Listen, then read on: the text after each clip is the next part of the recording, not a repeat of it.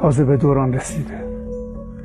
میدونین چرا نباید با تازه به دوران رسیده رفاقت کرد؟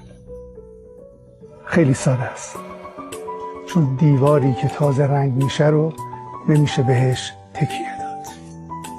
داستانی عرض میکنم خدمت بینندگان. گفت یک مردی الماسش رو گم کرد. این ور اون ور رو نگاه کرد و پیداش نکرد. یه موشی رفت توی سوراخ.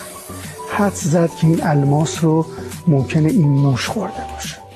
رفت سراغ اوستای این کار رو گفت یه موشی رفته توی این سوراخ، موش رو درش بیار ببین داستان چیه.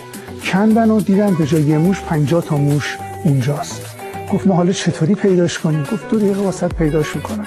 یه نگاهی کردید یه موشی رفته اون طرف نشسته.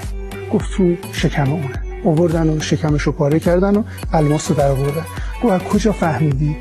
گفت وقتی که یه تازه به دوران رسیده یهویی به یه پولی میرسه از بقیه جدا میشه دیگه و فکر میکنه با بقیه فرق میکنه. حالا واقعیتش اینه که کسی که پولدار بوده و فقیر میشه تا 20 سال بوی پول میده، ولی تازه به دوران رسیده که به پول میرسه تا آخر عمرش بوی عقده های خودش رو میده. گفت که آن کسی که اسب داشت غبارش فرو نشست، وای از غبار سم نوخر خریده ها، وای از غرور تازه به دوران رسیده ها.